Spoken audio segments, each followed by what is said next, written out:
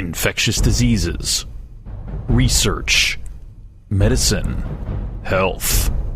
Welcome to Outbreak News Interviews.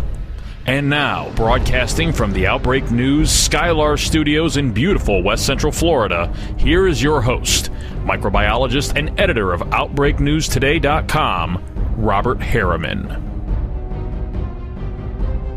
Well, hey everybody, this is Robert, and welcome to Outbreak News Interviews.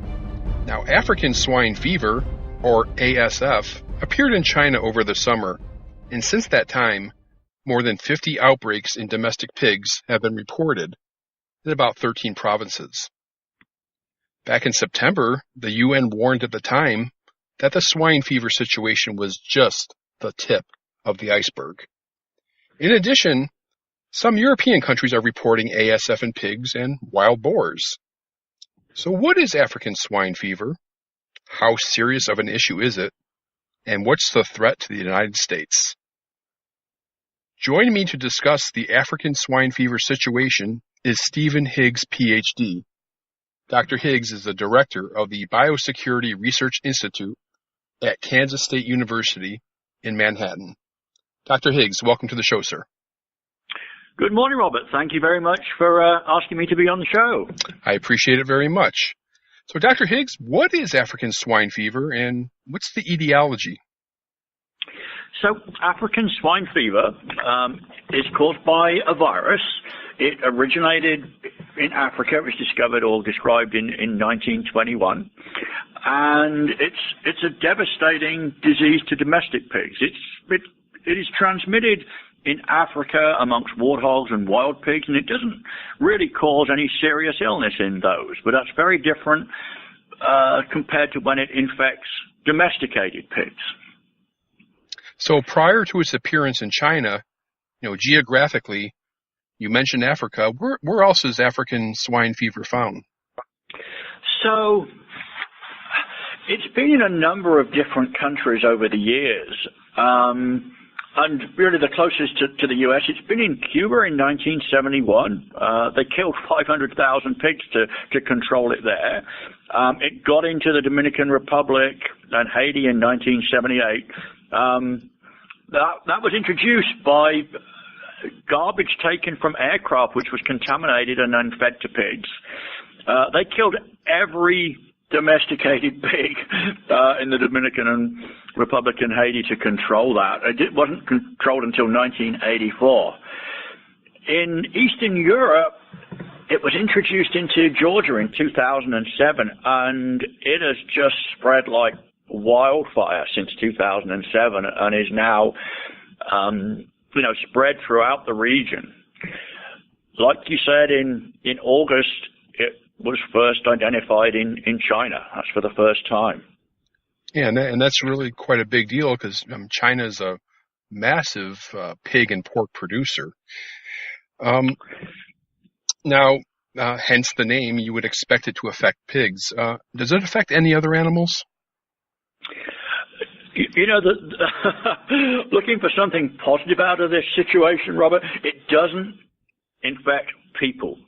It really is restricted to pigs. However, it is transmitted or can be transmitted by certain species of tick.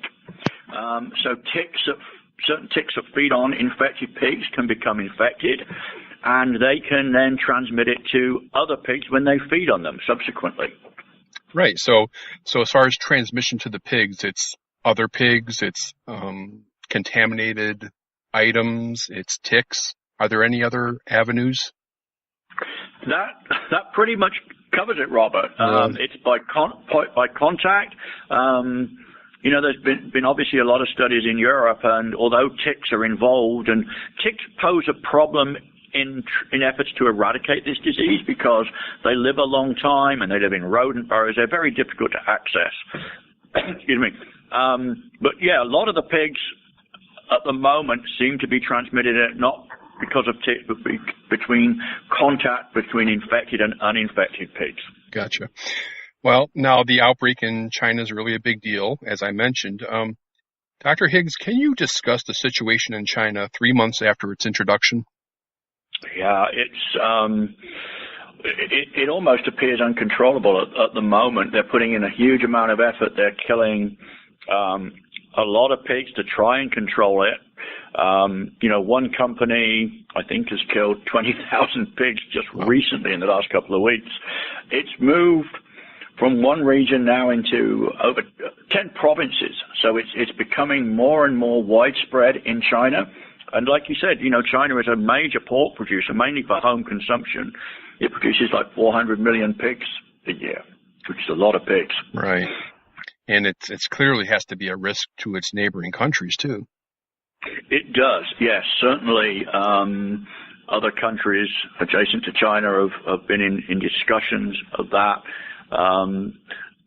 The way it's spreading in China is they transport pigs quite a long way between production sites to slaughterhouses, for example.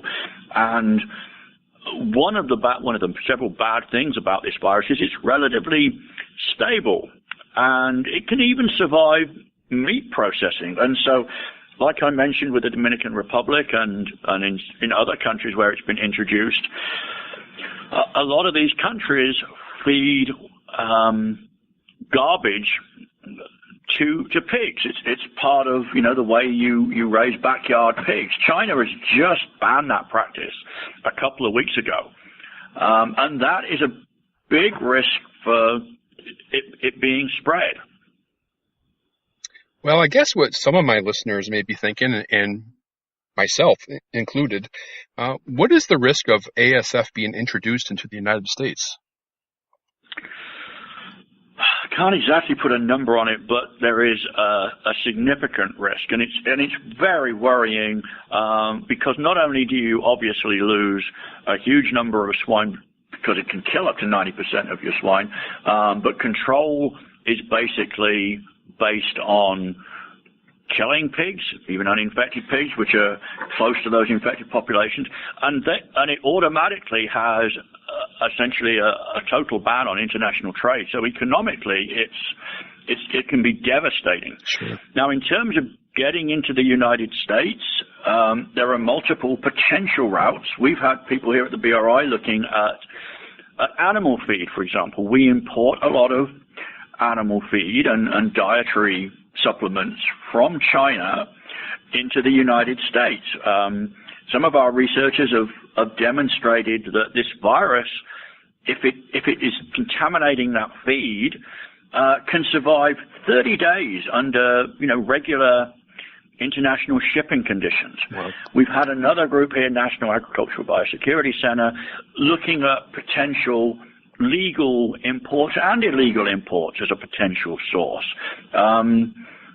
With the China outbreak, they have already detected contaminated products, as in sausages and processed pork, in both Japan and Taiwan. Luckily, before, it got out. So we're very worried about the potential introduction. The U.S. Department of Agriculture, the pork industry are taking this very, very seriously. They have some great fact sheets and videos on their websites to inform your listeners about this if they're interested. Yeah. And concerning preventive methods, is there a vaccine for the pigs?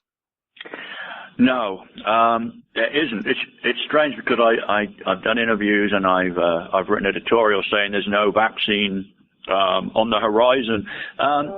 There is actually a vaccine technology being evaluated at Plum Island at the USDA Homeland Security run and USDA staffed research center, which may have potential. All right. Well, good to hear that. That something's on the horizon. Yes. Of course, vaccines take a very long time Sure. from research development and then actually to approval. There's a lot of tests that have to be done. Right. All right. One last question, Dr. Higgs. Can you talk about the work of KSU's Biosecurity Research Institute concerning African swine fever? Yeah, pleasure to do so, Robert. So,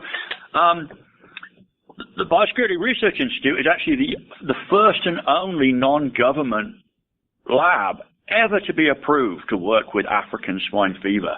And we have 7 researchers subject matter experts working on all sorts of different aspects of African swine fever. I mean, research on genetics of pigs and resistance, different pathogenicities, vaccine development. We're obviously very interested in that.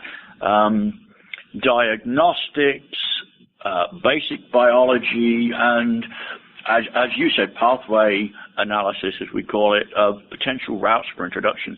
So we're very lucky that we've been approved to work with this pathogen. It's a unique privilege to do that, and to have the true expertise here at Kansas State of people who can work on it. Well, great stuff. Good work going on at the Biosecurity Research Institute. And I want to thank you, Dr. Stephen Higgs, for your time and your expertise, sir. Appreciate it. It's a pleasure, Robert. Thank you very much for your interest. You bet.